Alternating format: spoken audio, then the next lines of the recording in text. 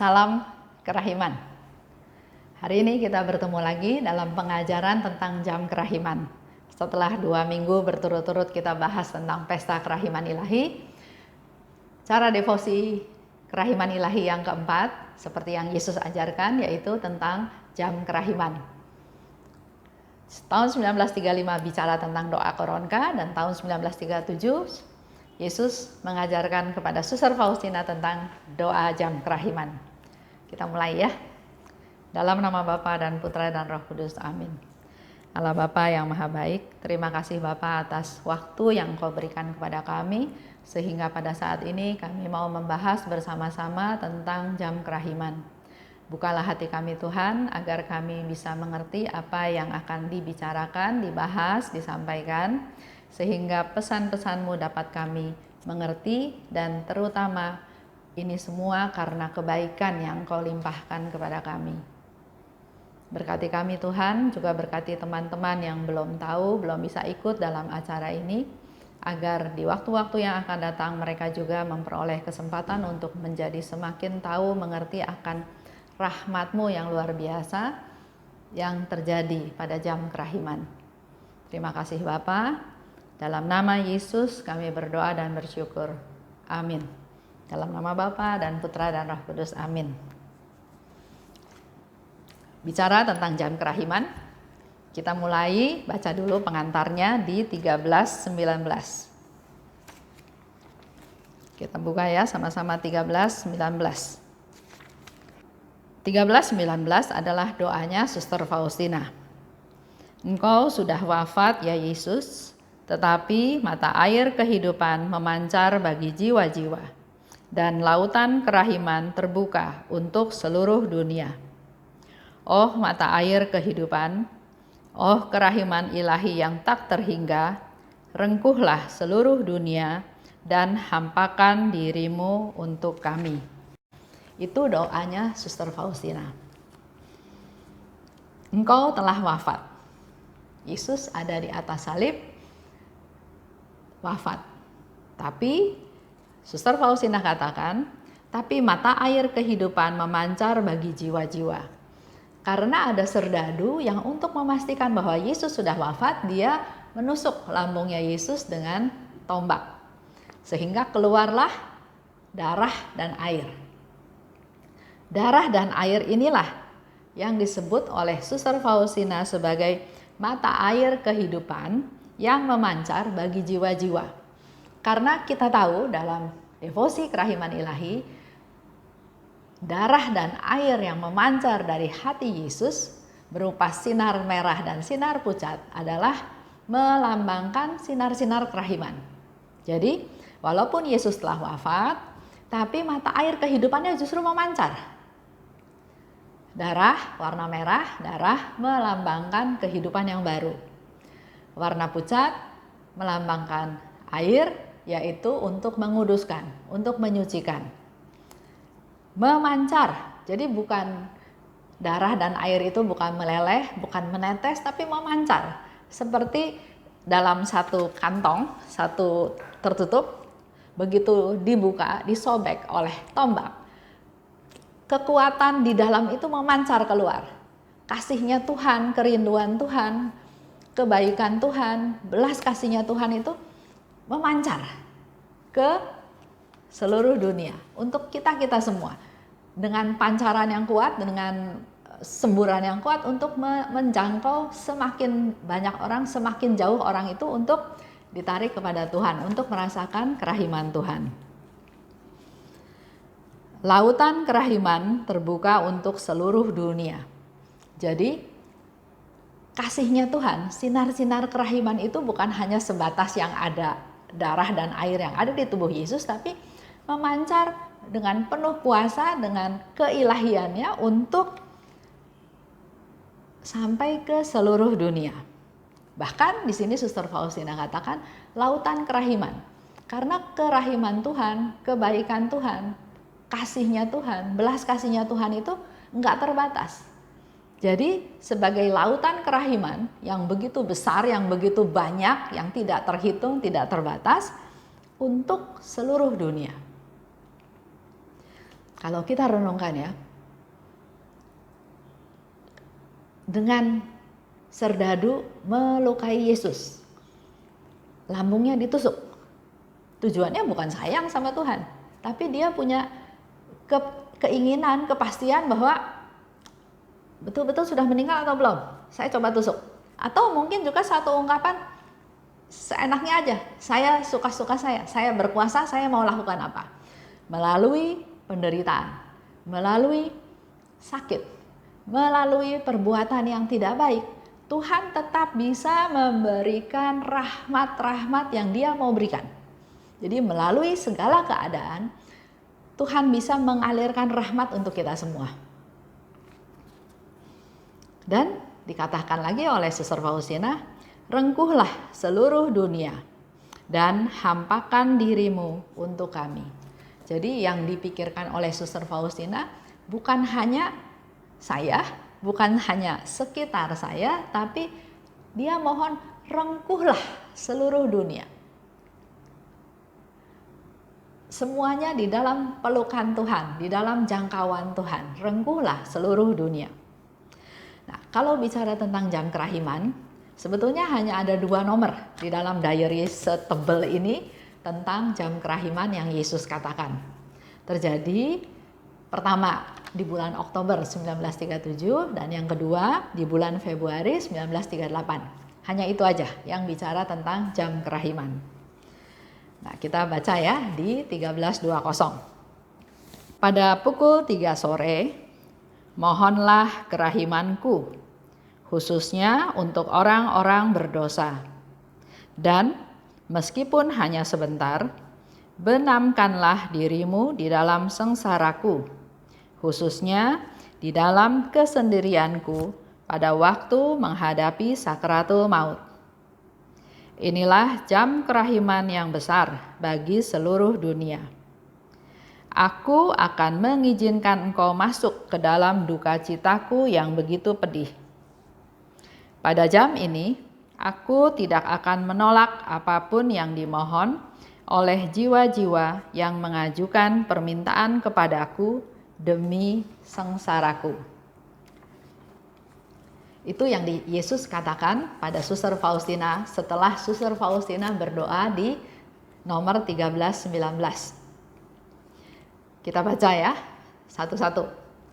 Pada pukul 3 sore. Jadi Yesus sudah menentukan waktunya, jam 3 petang. Ada yang tanya sama saya, Bu, setahu saya doa yang paling bagus itu adalah jam 3 pagi, jam 3 subuh. Pagi-pagi benar. Jadi kenapa jam 3 petang? Sedangkan dulu saya taunya jam 3 subuh. Jadi boleh nggak saya doanya jam 3 subuh aja? Nah, pertanyaan itu kan sebetulnya nggak perlu saya jawab ya. Karena di sini Yesus yang minta sendiri. Bukan untuk dinegosiasi. Yesus katakan pada pukul 3 sore. Jelas pukul 3 sore. Karena ini berkaitan dengan jam saat-saat Yesus dalam sakratul maut dan jam Yesus wafat. Yang kedua, mohon kerahimanku. Yesus yang minta. Jam 3 petang, mohon kerahimanku. Kenapa?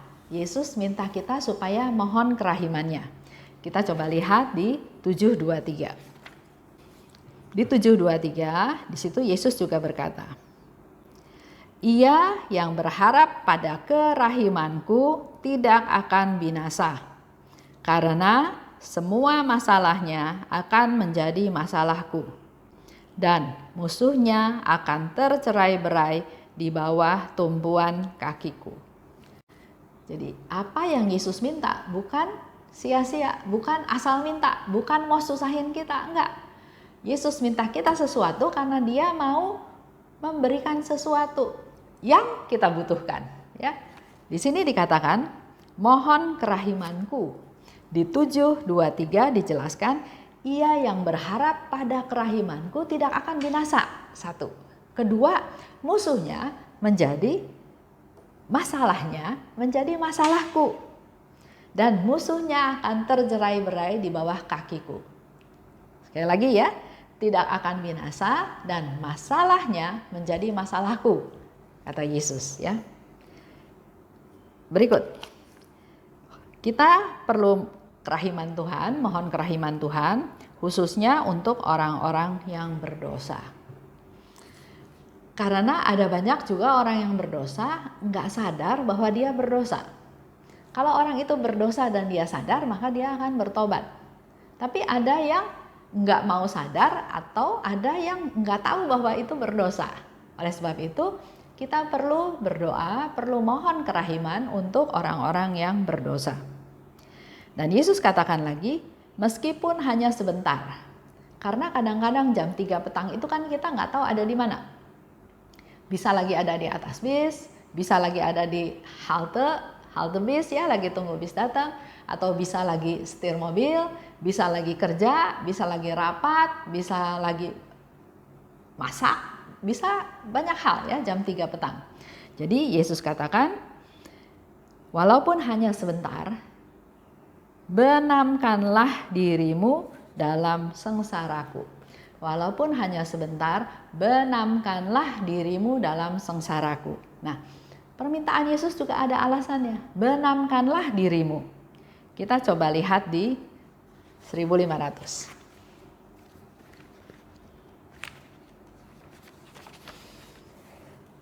Di 1500 di sana dikatakan, Faustina katakan ya, jiwaku terbenam di dalam Tuhan.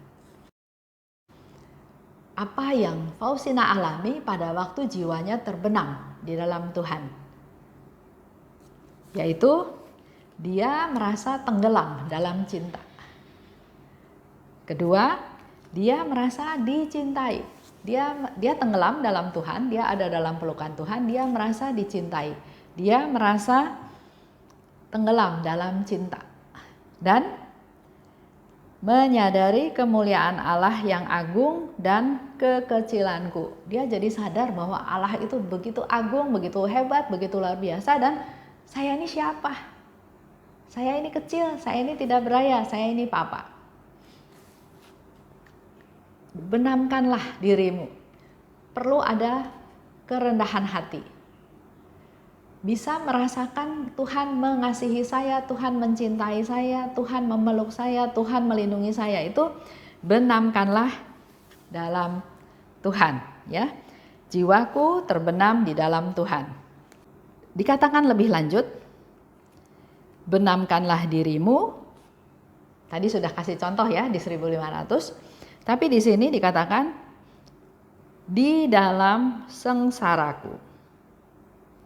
Khususnya di dalam kesendirianku waktu menghadapi sakratul maut.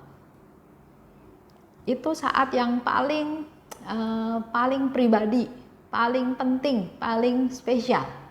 Dan Yesus ingin kita membenamkan diri khususnya di saat kesendirianku pada waktu aku menghadapi sakratul maut. Ini satu bagian yang Yesus minta dari kita mengenai jam kerahiman. Lanjut ya. Dikatakan lagi oleh Yesus, inilah jam kerahiman yang besar bagi seluruh dunia. Di mana kerahiman mengalahkan keadilan. Inilah jam kerahiman yang besar. Dari sekian banyak waktu, 24 jam, Yesus katakan inilah jam kerahiman yang besar. Karena pada saat itulah kerahiman mengalahkan keadilan. Dan dikatakan untuk seluruh dunia, inilah jam kerahiman yang besar bagi seluruh dunia. Ini mungkin bisa menjawab pertanyaan dari beberapa orang yang bertanya, Bu, jam 3 petang itu jam mana? Ini kan Yesus lagi ngomongnya di Polandia, jam 3 petang di Polandia. Kalau jam 3 petang di Polandia, di Indonesia, di Jakarta jam berapa? Jadi kita harus doa jam berapa? Bukan seperti itu ya pengertiannya. Yesus katakan jam 3 petang. Jadi dimanapun kita berada, jam 3 petang, lonceng berbunyi 3 kali di sore hari, itulah jam kerahiman.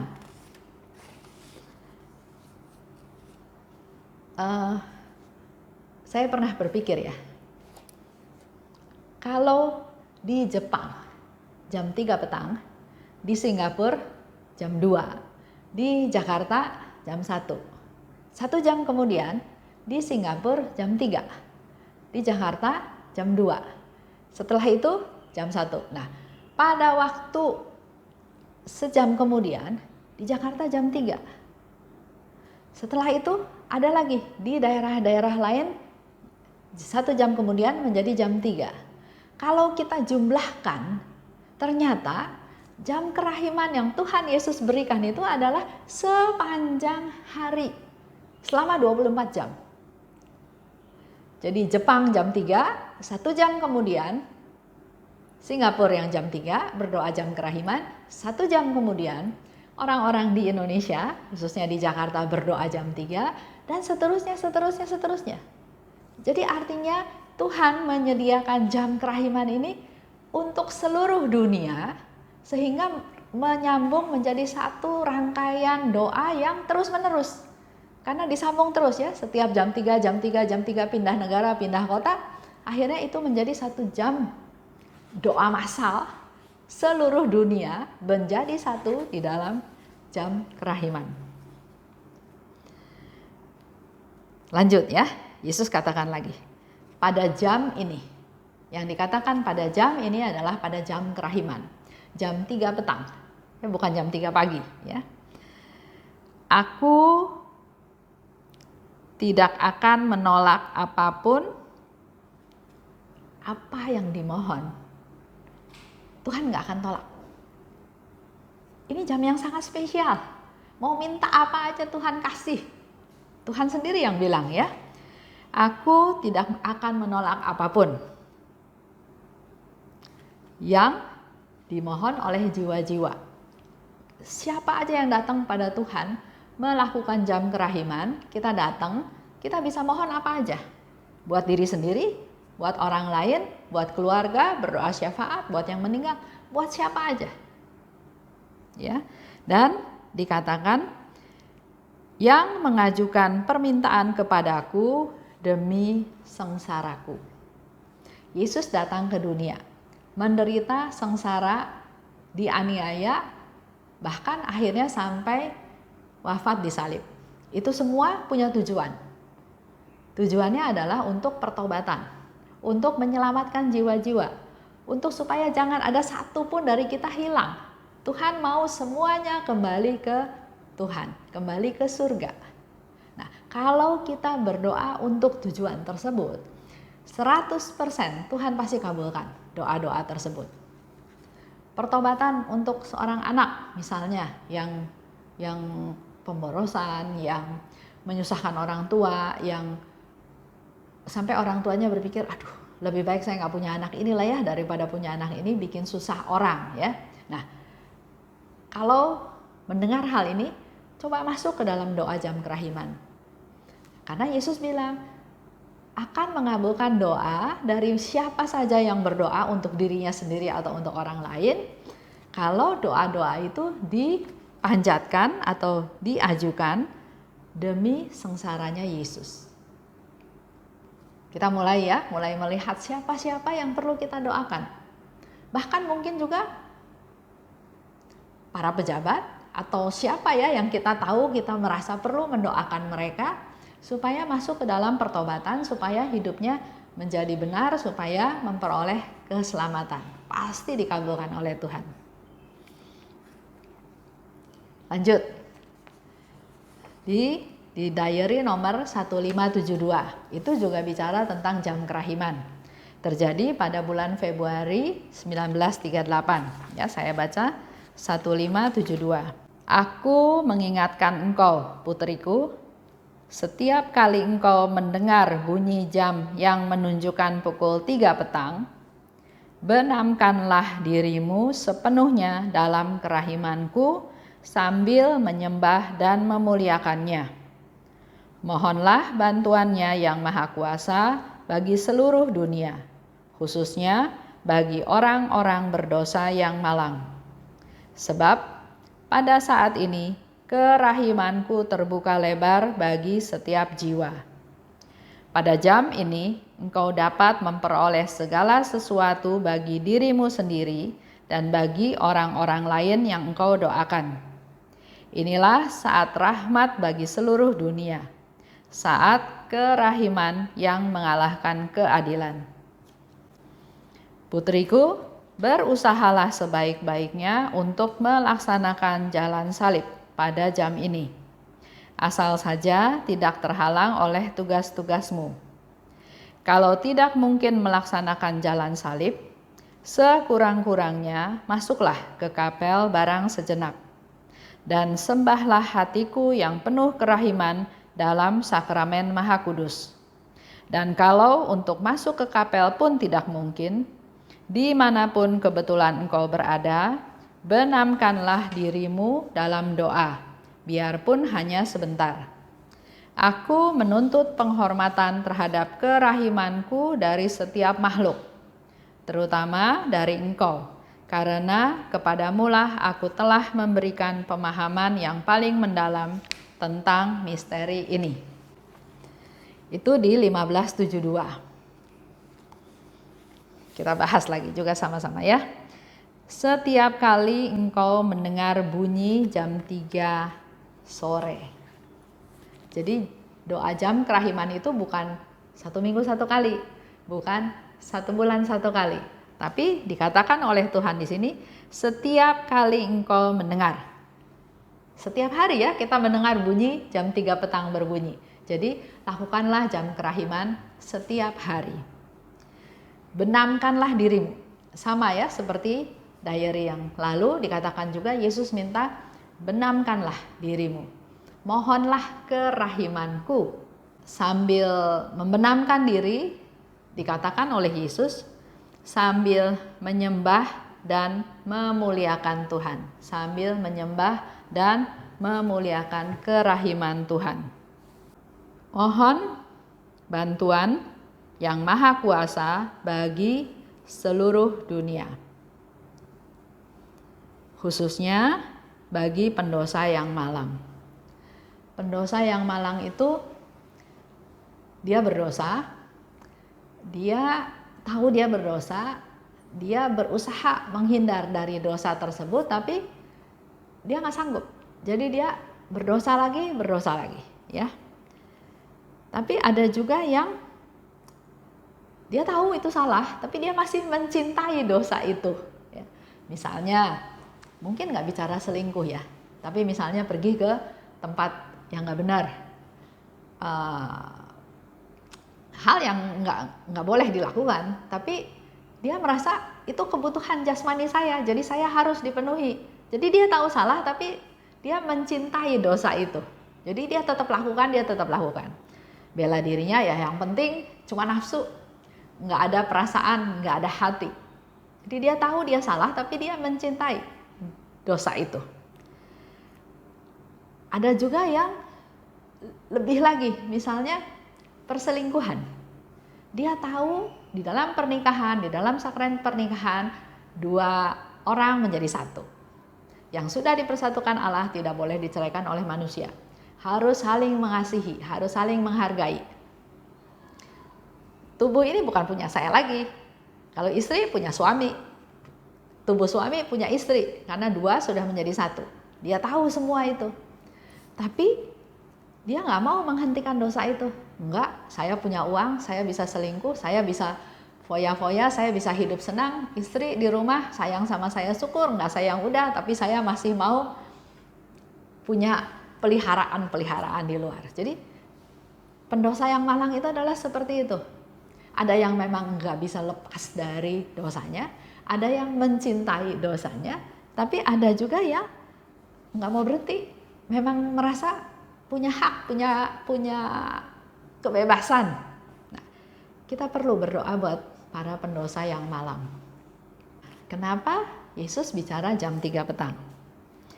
Karena di sana dikatakan pada jam ini engkau dapat memperoleh segala sesuatu bagi dirimu dan bagi orang-orang lain yang engkau doakan.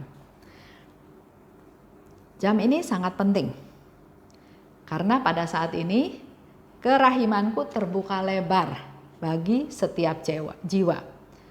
Kerahimanku terbuka lebar buat setiap jiwa. Dan engkau dapat memperoleh segala sesuatu untuk dirimu sendiri dan untuk orang lain yang engkau doakan.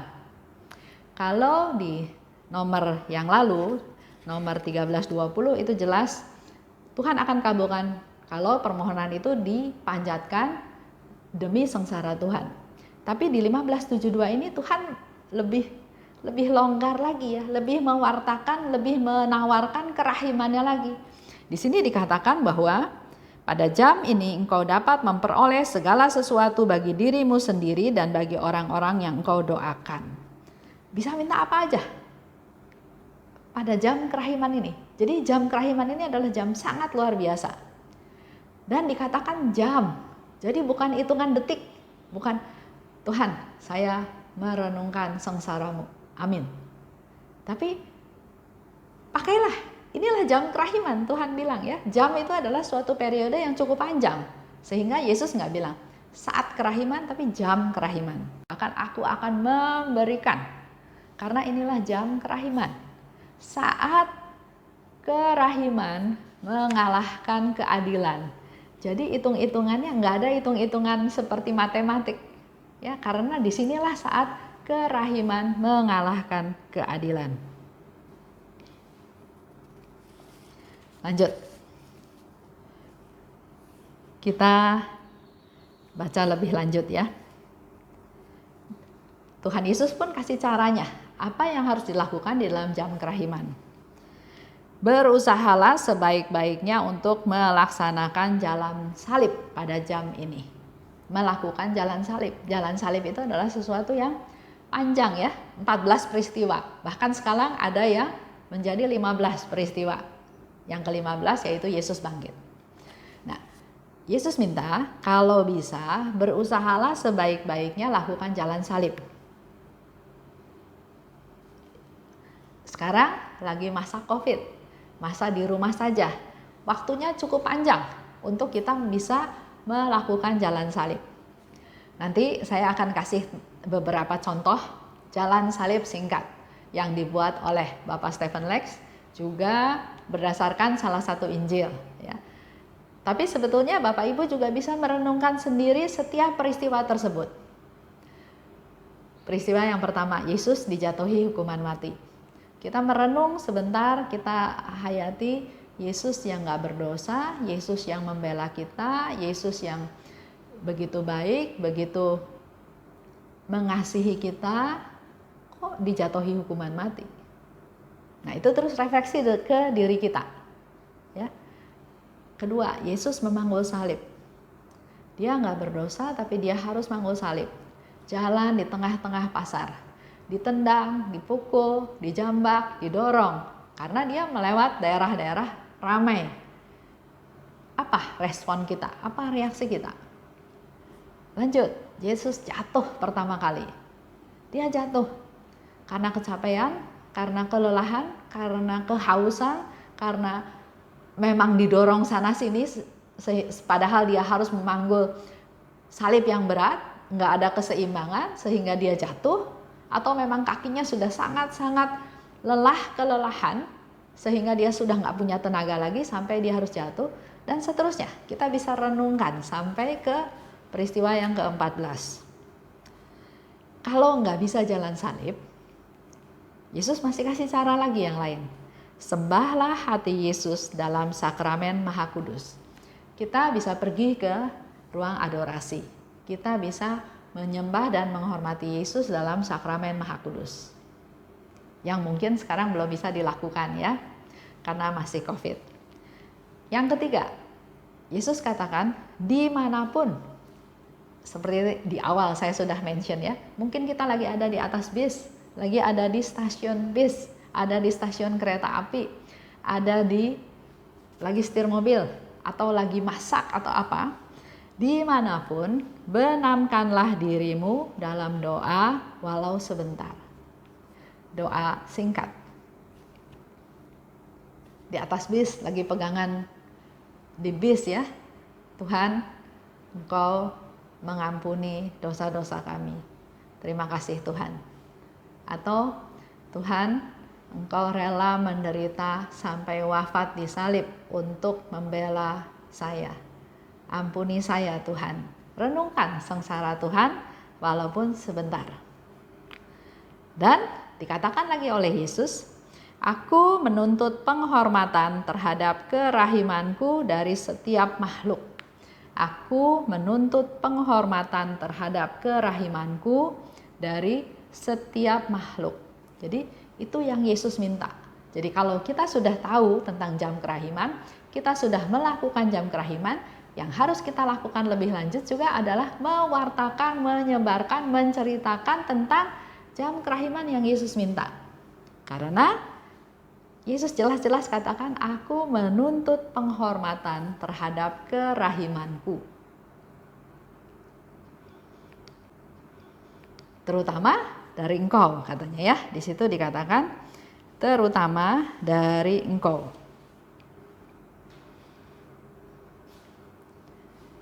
Nah, kita lihat lagi lebih lanjut. Syarat untuk jam kerahiman ya. Jadi kita sudah mau mulai masuk ke praktek jam kerahiman. Supaya jangan salah paham lagi ya. Doa ditujukan kepada Yesus. Sering orang jam 3 petang itu justru berdoa koronka. Padahal doa koronka dan doa jam kerahiman itu sesuatu yang berbeda. Doa koronka Yesus ajarkan pada tahun 1935 dengan banyak dengan cara berdoanya dan juga beberapa janji-janji. Dan kalau kita telaah lebih lanjut doa koronka, di sana dikatakan Bapa yang kekal. Jadi kita dalam doa koronka berdoa kepada Bapa. Sedangkan jam kerahiman itu Yesus minta renungkanlah sengsaraku. Jadi jam 3 petang adalah doa yang ditujukan kepada Yesus. Dilakukannya jam 3 petang, bukan jam 3 pagi. Dan yang ketiga, doanya adalah demi sengsara Yesus. Ya, doanya demi sengsara Yesus. Kita mengenang sengsara Yesus. Kita minta atau kita berdoa jam kerahiman karena Yesus minta untuk kita berdoa mengenang sengsaranya Tuhan Yesus. Apakah ada doa khusus dalam jam kerahiman? Enggak ada, ya. Dari 2 nomor diary yang tadi kita baca, itu di sana Yesus nggak minta apa-apa. Yesus nggak minta ada doa khusus seperti ini. Beda dengan koronka ya. Kalau koronka, Yesus memang diktekan berdoanya seperti itu. Bapa yang kekal, ku persembahkan kepadamu tubuh dan darah, jiwa dan kealahan dan seterusnya. Ya, itu Yesus diktekan. Apa yang harus doakan. Di dalam jam kerahiman, Yesus cuma minta kalau bisa lakukan jalan salib. Atau pergi ke sakramen Maha Kudus. Atau merenungkan sengsaraku. Sebentar aja gak apa-apa. Dimanapun engkau berada. Ada doa khusus? Nggak ada. Kalau di dalam flyer itu banyak disebutkan doa pada jam kerahiman. Doa apa ya? Ada beberapa ya. Juga ada yang tanya sama saya. Itu adalah doa-doanya Suster Faustina. Jadi Suster Faustina berdoa dan diambillah oleh si pembuat flyer sebagai doa jam kerahiman. Tapi kalau tanya sama saya atau baca di dalam diary-nya, Yesus nggak pernah minta kita berdoa khusus doa jam kerahiman, nggak ada. Tapi boleh nggak kita berdoa ikut caranya Suster Faustina berdoa? Boleh. Doa kan bebas, nggak ada ketentuan. Cuma pernah ya, saya pernah kasih seminar di Malaysia pas jam kerahiman. Jadi kita berhenti semua, kita berdoa jam kerahiman. Karena waktu itu saya lagi pimpin seminar, jadi panitianya bilang, Ibu Esther doa saja jam kerahiman. Oke, saya berdoa jam kerahiman. Setelah doa jam kerahiman, merenungkan sengsara Yesus sebentar ya, sejenak. Udah itu selesai, saya mau lanjut dengan seminar. Terus panitianya tanya, "Bu, kenapa nggak doa koronka?" Saya bilang, nanti saya jelasin, doa jam kerahiman itu bukan doa koronka. Oke, tapi kan harusnya ada doa yang Yesus engkau telah wafat. Saya bilang itu juga bukan doa yang diminta oleh Tuhan Yesus. Itu kebebasan kita berdoa. Tapi kalau ditanya apakah itu doa yang diminta oleh Yesus? Bukan. Yesus nggak minta doa yang khusus dalam jam kerahiman. Tapi waktu itu saya nggak bisa jelasin kenapa Yesus nggak bikin doa khusus. Setelah beberapa lama, akhirnya saya seperti dapat pencerahan. Kenapa Yesus enggak mendiktekan doa khusus di dalam jam kerahiman? Sedangkan dalam doa koronka dia dikte khusus panjang, lengkap, detail ya. Novena dia bacakan kelompok demi kelompok sampai 9 kelompok. Ternyata doa jam kerahiman itu kan merenungkan sengsara Yesus. Kalau kita merenungkan salah satu sengsara Yesus atau merenungkan sengsara Yesus, maka ungkapan dari hasil renungan kita tentang sengsara Yesus itu adalah berbeda-beda. Tergantung dari taraf iman, tergantung dari apa yang sedang kita alami, tergantung Tuhan bilang apa sama kita, tergantung apa yang kita dapat. Semuanya akan berbeda-beda. Sehingga dengan tidak ada doa yang baku, doa yang khusus, doa yang harus, maka ungkapan doa spontan itu akan jauh lebih berbeda daripada kalau doa itu sudah ada doa bakunya. Contoh ya, tadi saya katakan contoh merenungkan sengsara Yesus. Yesus jatuh pertama kali. Permenungannya kan bisa macam-macam. Yesus jatuh, soalnya tadi malam dia nggak dikasih makan, nggak dikasih minum. Yesus jatuh karena dia didera. Yesus salah sih nggak pakai kekuatannya untuk tetap kuat. Dia kan juga sebagai manusia, tapi dia kan juga Tuhan. Yesus jatuh, ya wajarlah orang jatuh. Reaksinya beda-beda, ya. Tapi kalau permenungannya misalnya, Yesus jatuh.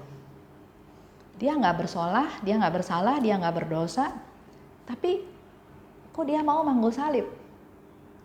Sebagai anak Allah, dia bisa berontak, dia bisa melakukan sesuatu, bisa melawan, bisa menunjukkan mujizat. Orang mati aja bisa hidup, ini pun dia bisa melakukan banyak hal. Tapi kenapa ya dia nggak lakukan? Kenapa ya? Kok dia jatuh? Nah, dalam permenungan itu, Tuhan ngomong biasanya, ya. Dia jatuh, bukan jatuhnya yang menjadi fokus kamu, tapi dia bangkit. Kenapa dia bangkit? Karena dia mau menyelesaikan apa yang sudah Tuhan rencanakan, yaitu untuk menyelamatkan manusia. Yesus bangkit karena dia mau menunjukkan kepada kita semua manusia berdosa bahwa dia rela menderita, dia rela disiksa. Yang penting asal kalian bertobat. Dan karena dia mengasihi Allah, dia juga mau supaya rencana Allah berhasil. Di situ Yesus juga mau menunjukkan kepada manusia bahwa walaupun saya menderita, saya sengsara, saya disalib, tapi inilah ungkapan cinta saya kepada kamu. Nah, kalau menjadi refleksi kita lagi, Yesus aja bisa menunjukkan satu contoh bahwa wajar, manusia jatuh itu wajar. Tapi dia bisa menunjukkan satu contoh, memotivasi kita semua bahwa jatuh wajar, tapi yang perlu kita lakukan adalah bangkit, meneladani Yesus, bangkit, terus jalanin hidup ini walaupun dengan berat, walaupun banyak perjuangan, walaupun banyak tantangan. Dan kalau permenungan saya adalah seperti itu, maka saya yang tadinya lagi susah, lagi gagal, lagi galau, lagi sedih, lagi putus asa, saya mendapat kekuatan baru. Ya Tuhan, terima kasih karena dengan peristiwa yang ketiga ini, Engkau memberikan contoh. Nggak ada sesuatu pun yang bisa menghentikan saya. Saya bangkit. Saya mohon kekuatan dari Tuhan. Saya berdiri lagi, saya bangkit dan saya berjalan lagi. Itu salah satu permenungan. Jadi pasti doanya berbeda-beda. Itulah yang pencerahan yang saya dapat. Maka Yesus nggak bikin doa jam kerahiman yang baku. Karena reaksinya bisa beda-beda. Atau dengan peristiwa yang sama, Tapi kalau permenungannya harinya berbeda, suasana hatinya berbeda, atau pengalaman hidupnya juga berbeda, hasilnya juga mungkin berbeda. Tuhan saya mohon ampun, karena tanpa saya sadari saya membuat orang lain jatuh. Ampuni saya Tuhan. Saya tidak boleh melakukan hal itu lagi yang membuat orang terperosok, yang membuat orang jatuh. Jadi permenungannya beda-beda dan otomatis doanya juga beda-beda. Bisa doa syukur, bisa doa mohon ampun, bisa doa mohon kekuatan, bisa doa macam-macam. Itu aja sampai hari ini doa jam kerahiman bagian pertama. Saya akan lanjut bicara doa jam kerahiman bagian kedua, bicara lebih banyak ke praktek dan contoh-contoh doa jam kerahiman, supaya kita semakin mengerti. Karena sampai sekarang masih banyak orang yang tumpang tindih antara doa koronka dan doa jam kerahiman. Seperti yang pengalaman saya di Malaysia ya, mereka nggak puas kalau belum doa koronka. Mereka nggak puas kalau belum berdoa darah dan air dan seterusnya. Semoga dengan acara ini kita menjadi semakin mengerti. Kalau sudah doa jam kerahiman, seperti apa yang Yesus minta, mau dilanjutkan dengan doa koronka, silahkan. Karena di satu pihak dikatakan, doa koronka itu doakanlah sesering mungkin. Silahkan.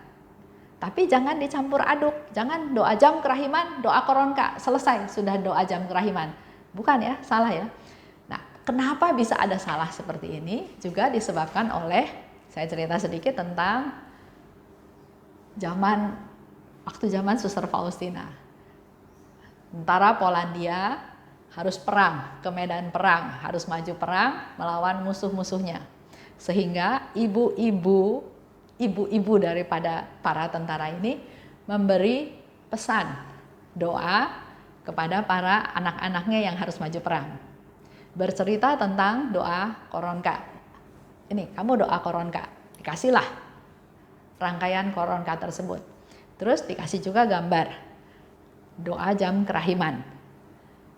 Mungkin karena terburu-buru, karena juga penjelasan yang tidak terlalu jelas, akhirnya menjadi satu. Di mana jam 3 petang adalah doa koronka. Itu pernah terjadi beberapa tahun yang lalu, sampai orang itu ngotot bahwa enggak, jam 3 petang itu koronka. Selain jam 3, koronka enggak boleh didoakan. Nah, terus saya tanya balik. Kan Yesus bilang doa koronka itu doakanlah sesering mungkin. Khususnya di samping orang yang sedang menghadapi ajal. Kalau contohnya orang itu menghadapi ajal jam 4 sore, masa kita doain orang itu besoknya lagi jam 3. Nah, setelah dapat pengertian itu dia mulai mengerti, oh iya. Jadi memang kita perlu jangan ngotot, jangan kekeh dengan apa yang kita rasa sudah benar. Kita buka pikiran kita bahas, kita renungkan, kita hayati, kita cari pencerahan. Sebetulnya Tuhan mau apa? Oke, itu aja. Sampai ketemu minggu depan. Dalam nama Bapa dan Putra dan Roh Kudus. Amin.